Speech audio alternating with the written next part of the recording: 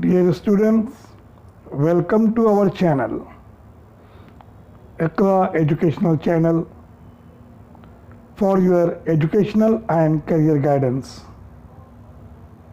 इस चैनल को लाइक कीजिए, शेयर कीजिए और सब्सक्राइब कीजिए.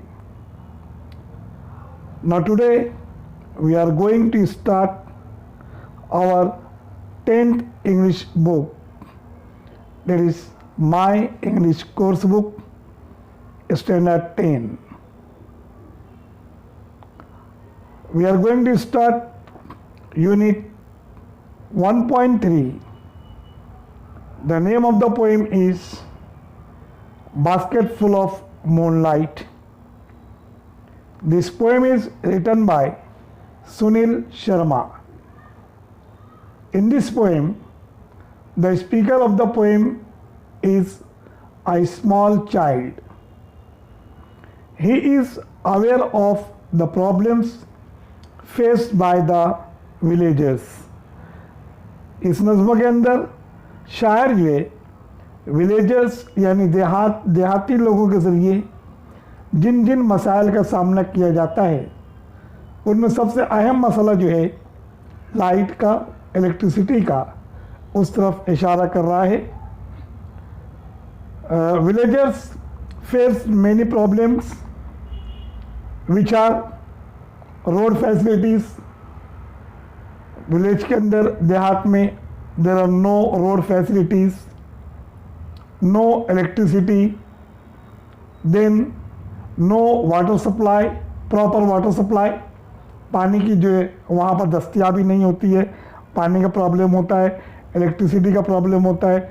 उसी के साथ साथ प्रॉपर वाटर सप्लाई जो वहाँ पर नहीं है, इसके लिए वो दूर दराज के इलाकों में पानी लाने के लिए जाते हैं.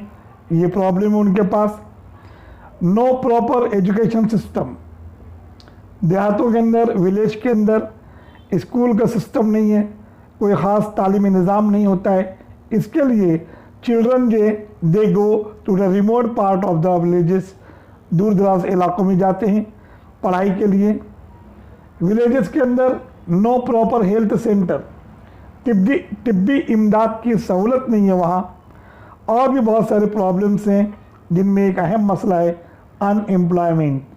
बेरोज़गारी के लिए एक मसला होता है. बेरोज़गारी का सबसे अहम मसला है. इसके लिए वो दूर द सिटी के अंदर जाते हैं, सिटी में जाकर अपना रोज़गार तलाश करते हैं. और इन तमाम मसाइल से इस नज़्म के अंदर जो चाइल्ड है वो बिल्कुल जानता है, इन मसाइल से आशना है और वो रिक्वेस्ट कर रहा है चांद से. तो as a child the speaker request the moon in this poem, Basket Full of Moonlight. Poem. Basket full of moonlight. O moon, give me moonlight. Basket full of, or 2 baskets full with seeds of moonlight. Moonlight means light of the moon. चांदनी, चांद की चांदनी. वो चांद से request कर रहा है. This small child request the moon to give him moon light. क्या है चांद, मुझे चांद की रोशनी दे दे. कि कितनी, बास्केट फुल और 2 baskets full of seeds with seeds of moon light. एक बास्केट नहीं बल्कि 2 बास्केट से भरी हुई जो seeds of the moon light है वो मुझे दे दे. सीड्स मतलब बीज, means a flowering plants unit of reproduction. Plant का जो रिप्रोडक्शन पार्ट होता है, यूनिट जो होती है जिसको हम बीज कहते हैं. तो वो ये कह रहा है कि मुझे चांद के बीज मुझको दे दे. चांद की रोशनी के बीजों के साथ 1 टोकरी भरकर या 2 टोकरी भरकर जो मुझको चांद की रोशनी के बीज जो मुझको दे दे. यहाँ जो पोइट्री है, O moon give me moon light, इस नज्म, इस लाइन के अंदर जो फिगर ऑफ स्पीच है वो है एलिट्रेशन, क्योंकि यहाँ मून, एम और me, M sound is repeated. So the figure of speech used in this line is alliteration. साथ ही साथ ये पर्सोनिफिकेशन भी है, क्योंकि मून लाइट को ह्यूमन क्वालिटी दी जा रही है, गिविंग समथिंग. तो पर्सोनिफिकेशन है इस पोएटिक डिवाइस में, फिगर ऑफ स्पीच में personification used in this line. यहाँ बास्केट फुल ऑफ मूनलाइट इस पोएम के अंदर पूरी नज़्म मुझे देखा जाए तो जो फिगर ऑफ स्पीच है, पूरी नज़्म के अंदर फिगर ऑफ स्पीच इस्तेमाल की गई है एपोस्ट्रोफी. एपोस्ट्रोफी मतलब address to someone, personified and address to someone, किसी को मुखातब करना. तो ये पूरी नज़्म में चाइल्ड जो है मून को एड्रेस कर रहा है, मून को खिताब करते हुए कह रहा है कि O moon give me moon light. Basketful or 2 baskets full with seeds of moonlight.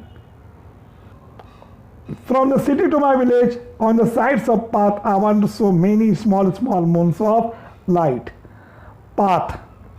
Path means way, route या ट्रैक, रास्ता. ये जो चांद के जो बीज मुझको मिलेंगे, इस चांद के बीज से मैं शहर से लेकर, सिटी से लेकर विलेज तक का जो रास्ता है, उनके दोनों साइड पर मैं क्या करना चाहता हूँ, I want to sow. So means बोना, बीज बोना जो होता है. I want to sow means plant the seeds in और ऑन द ग्राउंड.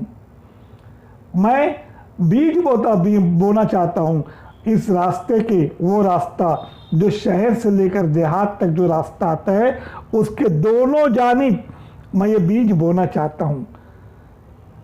यहाँ पर जो फिगर ऑफ स्पीच है, I want to sow many small moons of light.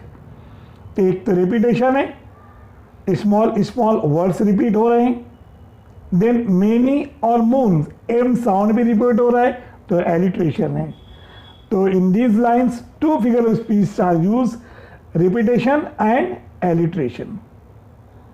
Then the whole village goes to the city daily to work. Whole, here whole means entire, complete. पूरा village जो है कहाँ जाता है, टू द सिटी, शहर में जाता है. किस लिए, टू वर्क, काम के लिए. अभी हमने देखा कि अनएम्प्लॉयमेंट जो प्रॉब्लम है face by the villagers, for earning their bread and butter, they daily go to the city. तो the whole village means entire village, पूरा देहात कहाँ जाता है, goes to the city daily to work. काम के लिए जो है पूरा देहात जो है, यानी देहात के पूरे लोग वो कहाँ जाते हैं, शहर की तरफ जाते हैं काम की गरज से.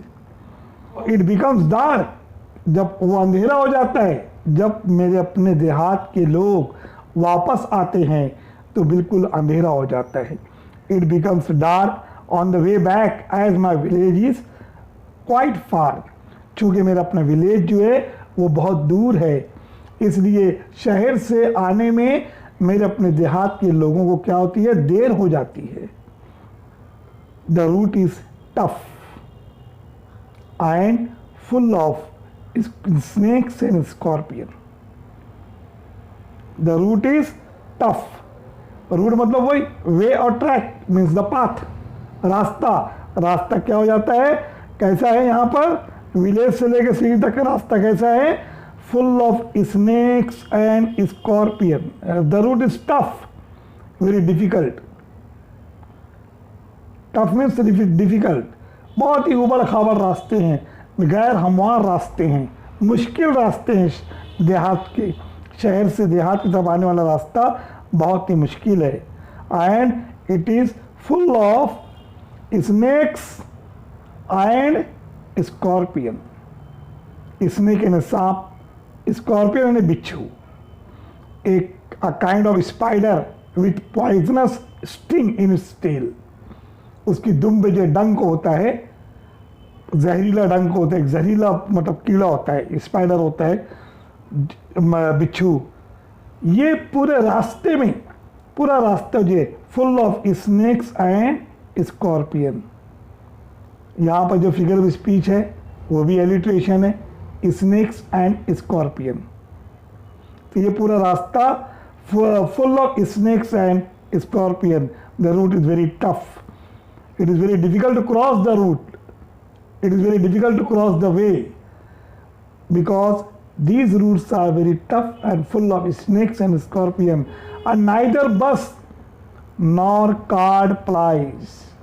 ना ही बस चलती है, plies कार्ड, कार्ड मतलब a strong open vehicle with 2 or 4 wheels, 4 पहिए वाली या 2 पहिए वाली गाड़ियां जो होती हैं, जैसे कि आमतौर से बैलगाड़ी को हम कह सकते हैं। तो ना ही बसें चलती हैं ना ही गाड़ियां चलती हैं। प्लाइज, प्लाइज मतलब रन्स टू एंड फ्रो, इधर से उधर जो गाड़ियां जाती हैं, यानी यहाँ पर कोई गाड़ी नहीं चलती है ना ही बस चलती है। इन विलेजेस को पैदल ही आना जाना पड़ता है और रूट बहुत ही ज़्यादा टफ है। And when my father returns home I am asleep. जब मेरे अपने फादर घर वापस आते हैं, in the night I am asleep. Asleep means awake, in or into a state of sleep. बिल्कुल मैं ये तो जब मेरे अपने वालिद घर पर आते हैं तो मैं सोया हुआ रहता हूँ, मैं नींद में रहता हूँ। I am asleep and he goes back early in the morning। और वो जो है सुबह सवेरे जब वो घर से निकलते हैं शहर के लिए, रोजी रोटी के लिए जब निकलते हैं सुबह में, while I am sleeping, और उस वक्त भी क्या होता है, मैं सोते रहता हूँ। यानी मेरे अपने फादर की मुझसे मुलाकात नहीं हो पाती है, मैं अपने फादर से मिल नहीं पाता हूँ। रात में जब फादर देर रात गए जब वापस आते हैं तो मैं सोया हुआ रहता हूँ, और सुबह जब मेरे अपने फादर जाते हैं तब भी मैं सो रहा हूँ। लिहाजा वो मून से फिर रिक्वेस्ट करता है कि O moon give me a basket full of moonlight. चाहे चांद मुझे basket full of moonlight दे दे, ऑन लोन, उधार दे दे, a thing that is borrowed. मुझे जो है चांद की रोशनी जो मुझको उधार दे दे, मैं बाद में उसको वापस कर सकता हूं, मुझे उधार दे दे वो चांद की रोशनी। क्यों? I want to light the dark route so that my father returns early. To light, to means to give light a place, to give light to a place, किसी जगह को रोशन करना। So I want to light the dark route so that my father returns home early. I want to hear fairy tales and stories from him. Fairy मतलब परियों वाली, tales यानी story, कहानी, और स्टोरीज भी वर्ड इस्तेमाल हुआ है। तो in the line where the different words used having the same meaning, then the figure of speech is tautology. So here tales or stories, these are the different words but having the same meaning. That's why figure of speech in these lines is a tautology. So I want to hear fairy tales and stories from him. Fairy tales means stories of fairy. परियों की कहानी सुनना चाहता हूँ मैं। मेरे अपने father जल्द से जल्द घर पर आए और मैं उनसे परियों की कहानी सुनना चाहता हूँ। So O moon give me a basket full of moonlight. वही एपोस्ट्रोफी यहाँ पर भी आ रही है कि O moon give me a basket full of moonlight, alliteration me moon light. I want to sow seeds of the moon. Sow seed, S sound repeat हो रहा है, alliteration, figure of speech, alliteration.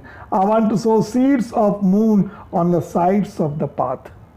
मैं जो है रास्ते के दोनों side में, दोनों जानिब मैं चांद के बीज जे बोना चाहता हूँ। मैं चाहता हूँ कि मेरे अपने father when he returns to the village from the city, तो रास्ता कैसा मिलना चाहिए? रोशन मिलना चाहिए। So this is the poem written by Sunil Sharma. It is a request of an innocent child to the moon to give him moonlight. Now, the poetic device used in the poem, the figure of speech. First one is alliteration. The examples of the alliteration in this poem are "O moon, give me moonlight." M sound repeated. Then another example, I want to show many small moons of light. So here so and small, S sound is repeated. Many and moon, M sound is repeated. The third example is, the root is tough and full of snakes and scorpion. Snakes, scorpion.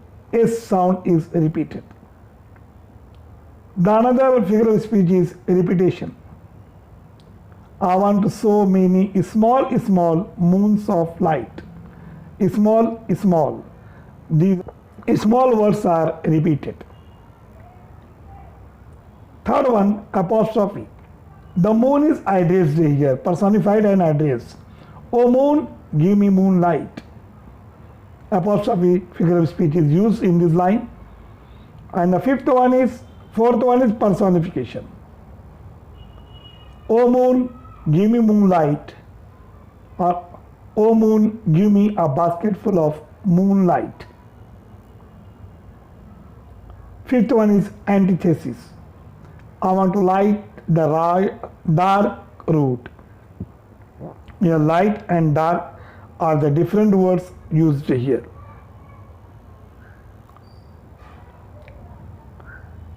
And the sixth one is tautology.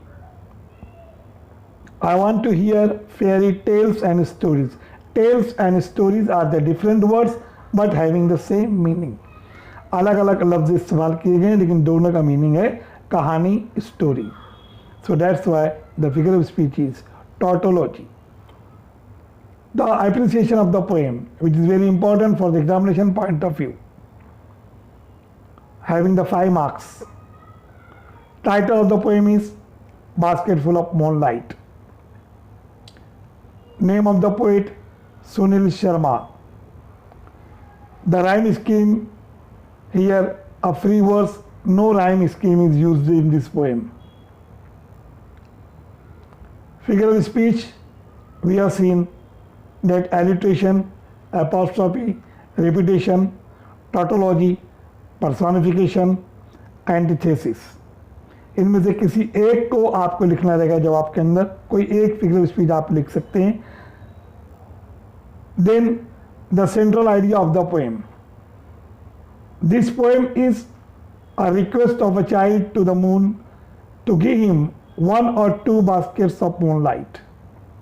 He wishes to show many small moons of light along the both sides of the road from the city to the village. So his father and his other villagers will come home early. The poet describes villagers' life full of danger and a child's or innocent child's love for his father.